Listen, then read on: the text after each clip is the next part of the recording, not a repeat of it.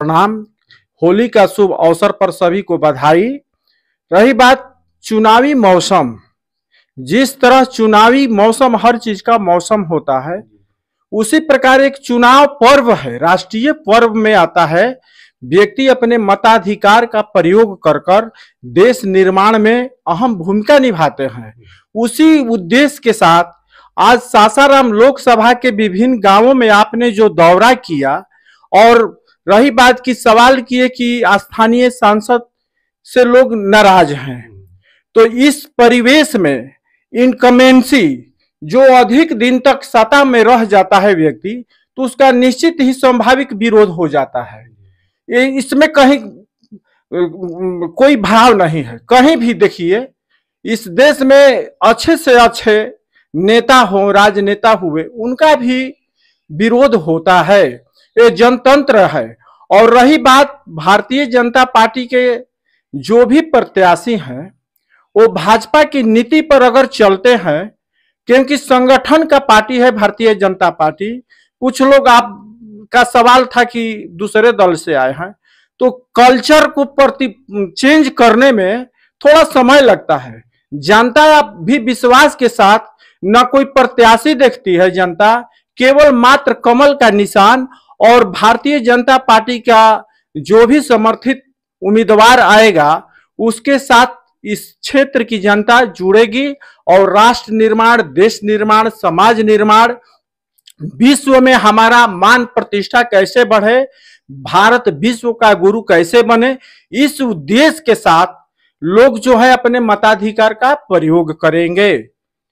हालांकि बीजेपी अब काफी बेजोड़ पार्टी बन गई है। अब ये कह सकते हैं कि बिल्कुल हिंदुस्तान के आवाम के आवाज बन गई है। उसके बावजूद भी अब क्या ऐसा समय आ गया है कि प्रत्याशियों को भी लाने से पहले थोड़ा बेहतरी में देखना चाहिए, अच्छे उम्मीदवार को ही लाना चाहिए। देखिए, मोदी जी का मिशन था मेक इन इंडिया, यानी भारत किस तरह से तेज रफ्तार में बढ़ेगा।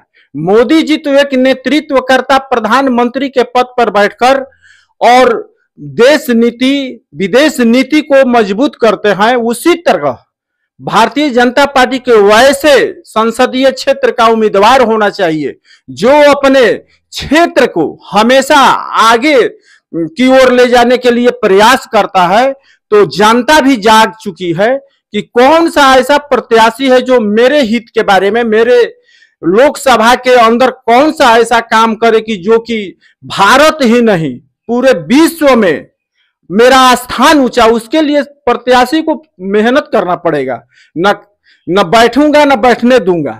मोदी जी का मिशन है, न मैं खाऊंगा न खाने दूंगा। यानी आप अपने क्षेत्र में जनता के साथ मिलिए, जनता की समस्याओं का निदान कराएं।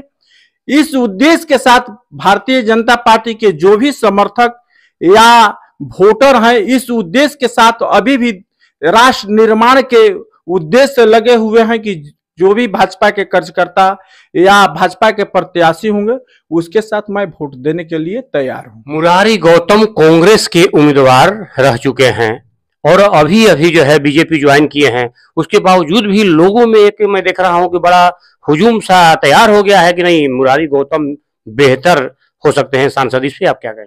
देखिए, भारतीय जनता पार्टी अगर किसी भी व्यक्ति को टिकट अगर देता है तो धर्म हमारा होता है कि हम उसके साथ कदम में कदम मिलाकर चले।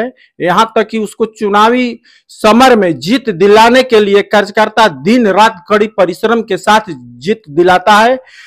सांसद या प्रतिनिधि जो भी होते हैं, चुनाव तो लड़ते हैं कार्यकर्ता। जो कार्यकर्ताओं को मान सम्मान मिलेगा, खास करके जो दूसरे दल के लोग आते हैं भाजपा में, तो भाजपा के कल्चर से अवगत नहीं होते हैं कि कार्यकर्ता, हमारे नेता लोग कहते हैं कि जिस प्रकार शरीर है उसका रीढ़ अगर मजबूत रहेगा तो वह शरीर और सुडौल और सुंदर दिखने में लगेगा। उसी प्रकार जो कार्यकर्ताओं की भावनाओं को समझेगा वही व्यक्ति भारतीय जनता पार्टी के में प्रत्याशी होगा और कार्यकर्ता दिन रात मेहनत कर उसको चुनाव जिताने के लिए प्रयास करेंगे। नेताओं के द्वारा तो हम सुनते आए हैं कि 400 पार अब की बार मोदी सरकार, लेकिन अब मैं देख रहा हूं कि गांव में अभी 2-4 गांव का मैंने दौरा किया, उसमें सारे लोग, जनता आवाम जो है, अंतिम पायदान के लोग भी कह रहे हैं कि नहीं अब की बार 400 पार। इसका क्या मतलब है? अगर 400 पार आ जाता है तो आप लोग चूंकि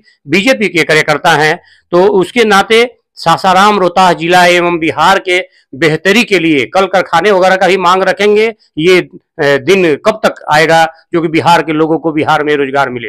देखिए, अभी देश निर्माण में, राष्ट्र निर्माण में 400 पार अभी नितांत आवश्यकता है। हमारे पूर्वज जो पहले के जो लोग थे, इस देश में राज किए थे अंग्रेज। आज भी कुछ अंग्रेज के बनाए हुए नियम है। जब तक हम बहुमत राज्यसभा और लोकसभा में स्थापित नहीं करेंगे तो उस कानून को हम नहीं तोड़ सकते हैं, क्योंकि भारतीय जनता पार्टी 276 पर भी सरकार बना सकती है।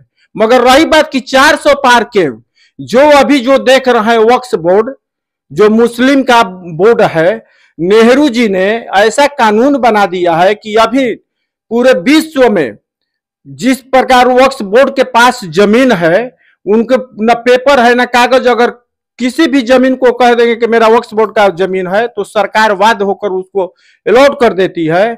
उस कानून को भी तोड़ना है। और रही बात की जो काला कानून अभी भी है भारत में, पूरे 65 करोड़ व्यक्ति जो हैं अभी भी सुप्रीम कोर्ट में केवल चक्कर लगा रहे हैं। उस कानून को भी तोड़ना है। काला कानून अंग्रेज जब थे तो काला कोट पहनते थे, उसी प्रकार आज उस कोट को भी हमको उतारना है और न्याय तुरंत हो, इसके लिए 400 पार होना जरूरी है। धन्यवाद।